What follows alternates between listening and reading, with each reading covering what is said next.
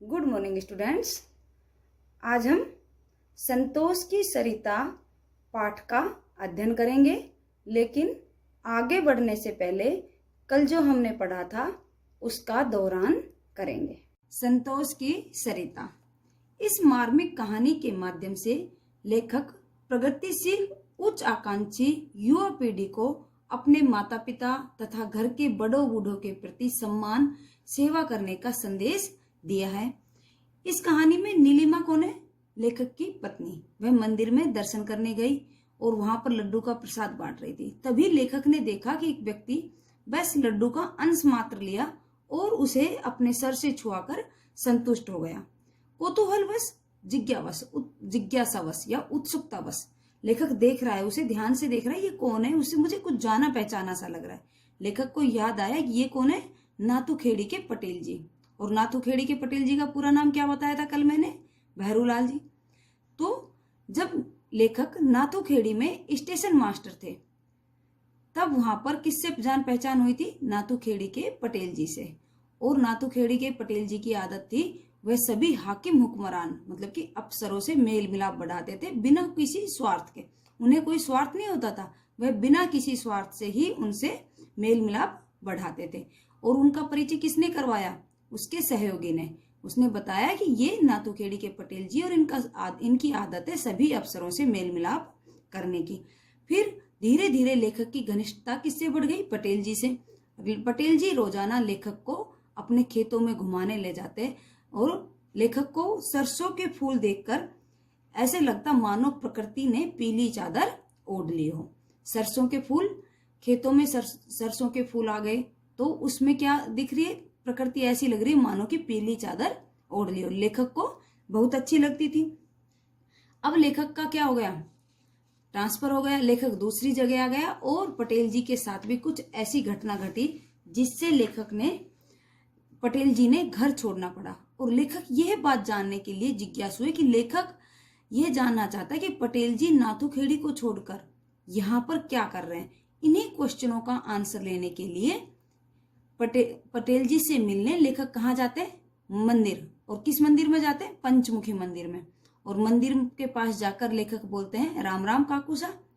तो पटेल जी से परिचय करते हैं, लेकिन पटेल जी उसे अनदेखा करते हैं और वह कहते हैं कि कोई पटेल वटेल नहीं हूं, मैं एक साधारण आदमी हूं। लेकिन फिर लेखक उसके पीछे पड़ता है तो कहता है कि चलो मान लिया मैं पटेल जी हूं, अब आप बताइए आप कौन हो? तो लेखक अपना परिचय देता है कि मैं वह शर्मा जी जो नाथूखेड़ी में स्टेशन मास्टर था, वह शर्मा जी। अब पटेल जी क्या कर जाता है? उन्हें पहचान जाते हैं और उसकी बाँछें खिल जाती है, वह बड़े प्रसन्न हो जाते हैं। अब आगे चैप्टर में बढ़ते हैं। ओ हो वृद्ध की बाँछें खिल गई। जैसे ही उसने कहा, एक आपने मुझे नहीं पहचाना, मैं नाथूखेड़ी वाला वह शर्मा स्टेशन मास्टर। तो वृद्ध की बाँछें खिल गई। बाँछें खिल जाना, प्रसन्न हो जाना। वृद्ध व्यक्ति जो पटेल जी वृद्ध हो गए थे वह प्रसन्न हो गए। मारे प्रसन्नता के मुझसे लिपटने के हुए। वो प्रसन्नता के मारे किससे मिलने को हुए? पटेल जी से, उससे लेखक से लेखक से लिपटने को हुए, पर अपने कपड़ों को देखकर हिचकिचा गए। अब पटेल जी के कपड़े कैसे थे? गंदे थे और उनको देखकर वह हिचकिचा गए। केवल मेरा हाथ ही थामा, केवल लेखक का हाथ ही पकड़ा। खूब मिलना हुआ बाबू साहब, पर इतनी दूर आप यहाँ कैसे? अब खूब मिलना हुआ बाबू साहब, पर लेकिन वो क्वेश्चन पूछते हैं कि आप इतनी दूर यहाँ कैसे?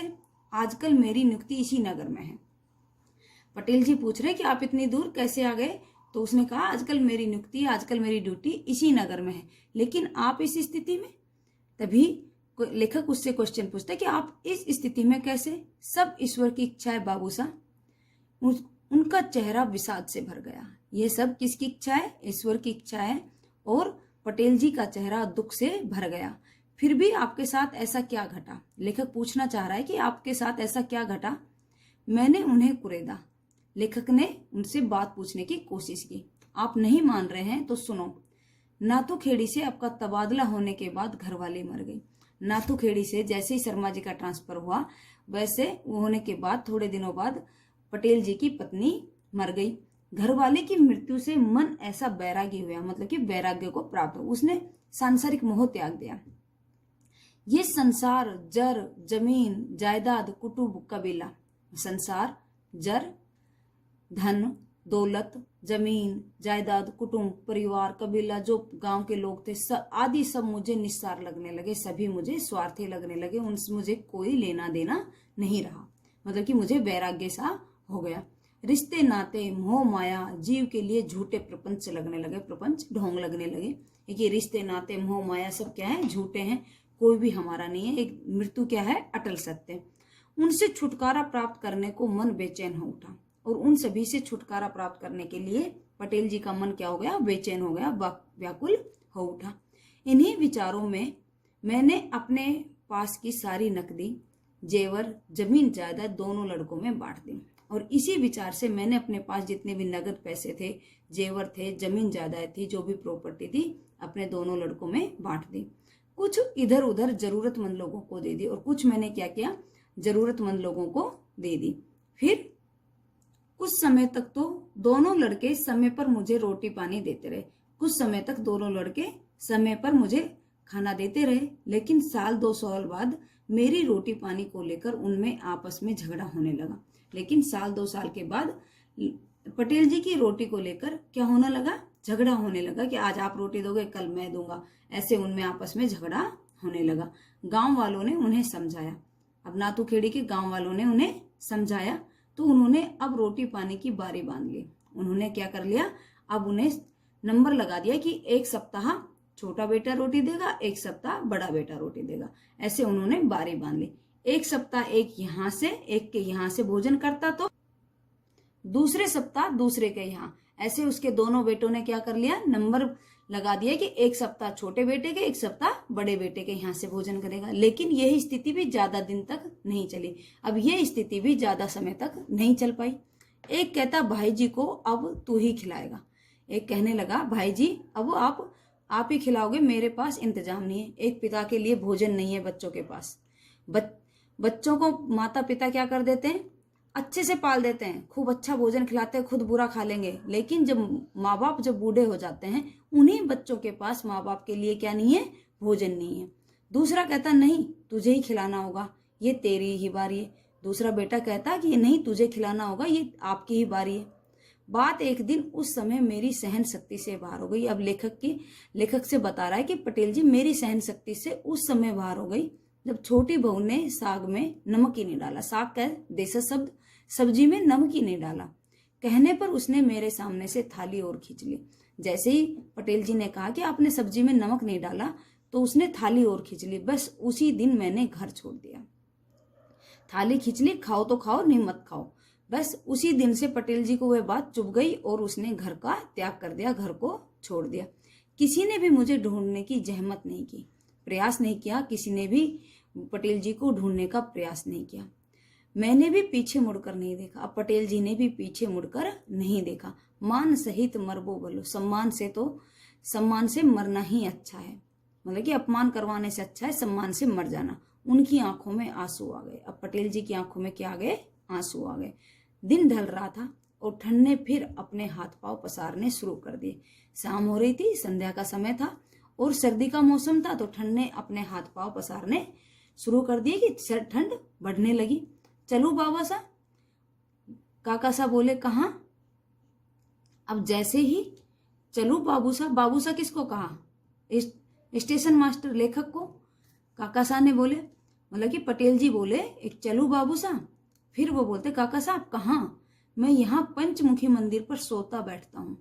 अभी पटेल जी ने बताया कि मैं कहाँ बैठता हूँ? सोता हूँ पंचमुखी मंदिर पर सोता बैठता हूँ। वहां तो इस भीषण ठंड से बचने का कोई सुरक्षित स्थान नहीं है।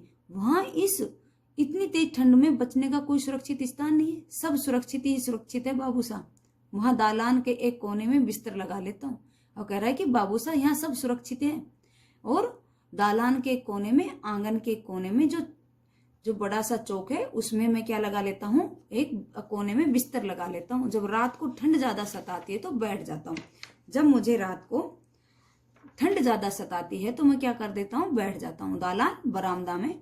बरामदा में क्या करता है, कोने में बिस्तर लगा लेता है। जब रात को ठंड ज्यादा होती है तो बैठ जाता है, क्योंकि सोए हुए आदमी को ज्यादा सर्दी लगती है, बैठने के बाद उसे कम सर्दी। वैसे भी अब बुढ़ापे में कम ही नींद आती है।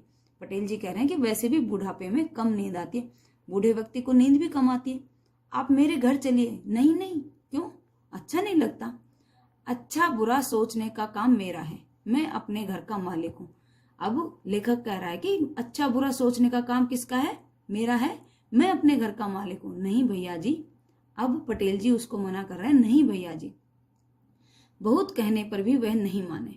कौन नहीं माने, पटेल जी नहीं माने। किसकी बात, लेखक की बात। बहुत कहने पर भी वह नहीं माने। उस समय तो मैं घर लौट आया, उस समय तो लेखक घर लौटकर आ गया, लेकिन उन्हें घर लाने की तरकीब सोचता रहा। तरकीब का अर्थ क्या है, उपाय। अब पटेल जी को घर लाने का उपाय सोचता रहा। काकासा के बारे में जब सारी बातें मैंने नीलिमा को बताई, किसको बताई, अपनी पत्नी को बताई। काकासा के बारे में सारी बातें जब अपनी पत्नी को बताई तो वह बहुत दुखी हुई। वह क्या हुई, बहुत दुखी हुई। और वह अक्सर कहती कि कैसे निकृष्ट लोग हैं होते हैं जो बुजुर्गों के साथ अच्छा व्यवहार नहीं करते। कैसे निकृष्ट लोग हैं, निकृष्ट नीच अधम लोग हैं जो बुजुर्ग माता पिता के साथ अच्छा व्यवहार नहीं करते, इस तरह सताते हैं, जरा भी शर्म हया नहीं बची। अब थोड़ी सी उनमें शर्म हया नहीं बची, अपने बुजुर्ग माता पिता की बिल्कुल भी सेवा नहीं करते। ऐसे लोगों में बिल्कुल भी शर्म हया मतलब कि लज्जा नहीं बची। ऐसे लोगों को तो चुल्लू भर पानी में डूब मरना चाहिए। ऐसे लोगों को क्या करना चाहिए, थोड़े से पानी में ही डूब मरना चाहिए। डूब मरना चाहिए मतलब कि उनका स्वाभिमान ही खत्म हो गया तो वो क्या है, पहले ही जीवित ही मर चुके हैं।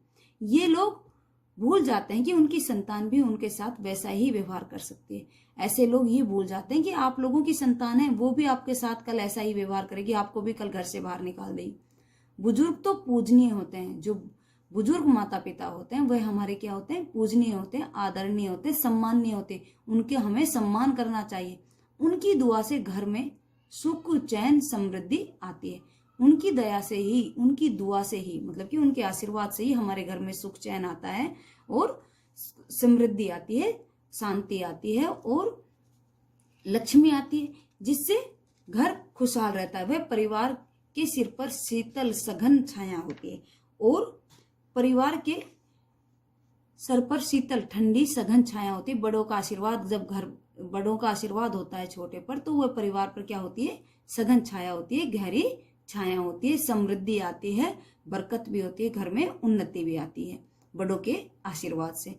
नीलिमा के मुंह से इस शीतल छाया की बात सुनकर मेरे मन में पीड़ाकृत वेदना के बवंडर उठने लगे।